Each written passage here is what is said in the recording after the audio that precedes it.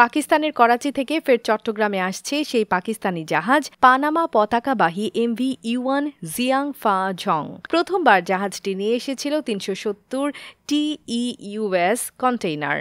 ওই হিসেবে এবার দ্বিগুণ পণ্য নিয়ে আসছে জাহাজটি। আগামী ২০ ডিসেম্বর ৮২৫ টিইউএস কন্টেইনার নিয়ে চট্টগ্রাম বন্দরের জলসীমায় পৌঁছানোর কথা রয়েছে। প্রথমবার জাহাজটি নিয়ে এসেছিল ৩৭০ টিইউএস কন্টেইনার। ওই হিসেবে এবার দ্বিগুণ পণ্য নিয়ে আসবে এমন তথ্য জানিয়েছেন চট্টগ্রাম বন্দরের কর্মকর্তারা। চট্টগ্রাম বন্দরের তথ্য থেকে জানা যায়, পাকিস্তানের করাচি বন্দরের সঙ্গে চট্টগ্রামের সরাসরি কন্টেইনার জাহাজ যোগাযোগ চালু হয় চলতি বছরের ১৪ নভেম্বর। প্রথমবার ৩৭০ টিইউএস কন্টেইনার পণ্য আনা হয়। এর মধ্যে পাকিস্তান থেকে আনা হয় ২৯৭ টিইউএস, বাকিগুলো ৭৩ টিইউএস কন্টেইনার সংযুক্ত আরব আমিরাত থেকে। এবারের জাহাজটিতে ৮২৫ টিইউএস কন্টেইনার পণ্য রয়েছে। এসব কন্টেইনার নামিয়ে অন্তত ১২০০ টিইউএস কন্টেইনার নেয়ার পরিকল্পনা রয়েছে শিপিং কোম্পানি ফিডার লাইন্স ডিএমসিসির। তবে জাহাজটি চট্টগ্রাম বন্দরের জেটিতে পৌঁছানোর পর কি পণ্য রয়েছে সেটা নিশ্চিত হওয়া যাবে। জানা যায়, দুবাই ভিত্তিক কন্টেইনার জাহাজ পরিচালনাকারী সংস্থা ফিডার লাইন্স ডিএমসিসি একটি কন্টেইনার জাহাজ দিয়ে নতুন এই সেবা চালু করেছে। বাংলাদেশে কর্ণফুলী লিমিটেডের সহযোগী প্রতিষ্ঠান রিজেন্সি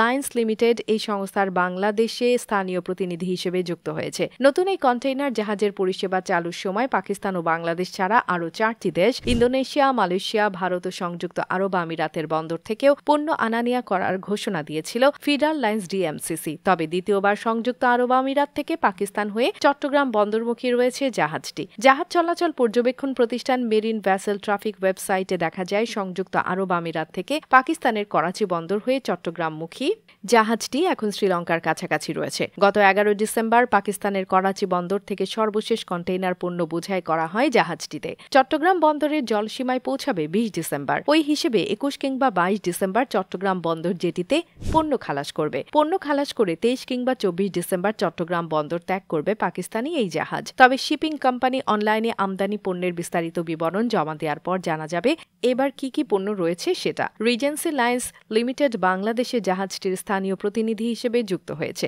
কোম্পানিটির নির্বাহী পরিচালক আনিসুদ্দৌলা বলেন, প্রথমবারের তুলনায় এবার ৫৫% বেশি পণ্য নিয়ে পাকিস্তান থেকে জাহাজটি চট্টগ্রাম বন্দরে আসবে। যেটি খালি থাকলে ২১ কিংবা ২২ ডিসেম্বর পণ্য খালাস করে এর পরের দিন বন্দর ত্যাগ করবে। এই জাহাজ চট্টগ্রাম বন্দর ত্যাগ করার পর ইন্দোনেশিয়া যাবে, সেখান থেকে মালয়েশিয়া, দুবাই হয়ে পাকিস্তানের করাচি যাবে। তিনি বলেন, এখন একটি জাহাজ ৩৮ থেকে ৪২ দিনে একবার আরব আমিরাত থেকে পাকিস্তান হয়ে চট্টগ্রামে আসছে। কন্টেইনারের সংখ্যা বাড়লে নতুন এই পথে জাহাজের সংখ্যা বাড়ানো হতে পারে। মূলত পোশাক শিল্পের কাঁচামাল ও রাসায়নিক, খনিজ পদার্থ ও ভোগ্য পণ্য পাকিস্তান থেকে আনা হয় কন্টেইনারে। এবারও জাহাজটিতে এসব পণ্য থাকতে পারে।